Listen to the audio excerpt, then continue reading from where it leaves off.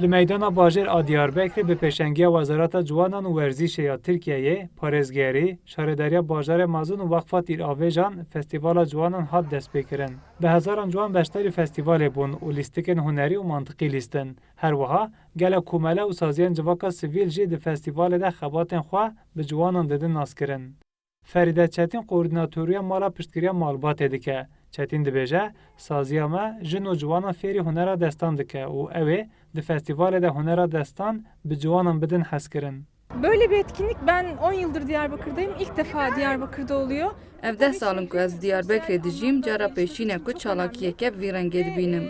Ev festîval ji bo pêşketina bajêr gelek girîng in. Em xizmet û xebatên xwe didin naskirin. Gelek jin û ciwan bi saya qursên me dibin xwedî huner û bi vê hunerê dikarin debara jiyana xwe bikin. Rêveberên bajêr bang li gelên Tirkiyeyê dikin ku beşdarî festîvalê bibin û çand nirx û mirovên Diyarbekir ji nêz ve naz bikin. Serjimêra ciwanan a li Diyarbekirê zêde ye û bi çalakiyên bi vî rengî tê armançkirin ku ciwan bala xwe bidin qadên zanîst, werzîş û hunerê.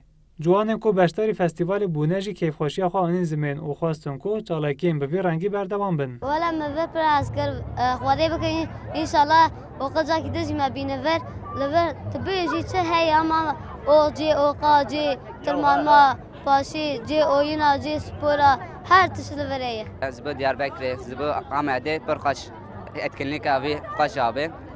İnşallah devam bike van festival vana. Di festîvalê de pêşbirkên werzîşê tên kirin, pêşengehên hunerî hatine vekirin, danasîna berhemên teknolojiyê yên dawîn tê kirin û dê konser were dayîn. Bîstê cûtmeyên roja şemiyê dê Serokkomarê Tirkiye Recep Tayyip Erdogan jî beşdarî festîvalê bibe û bi lîstikvanên navdar re dê futbolê bilîze. Festîval dê heta 21 cûtmeyê roja yekşemê berdewam bike. Hesen Kösen, Kurdistan 24, Diyarbekir.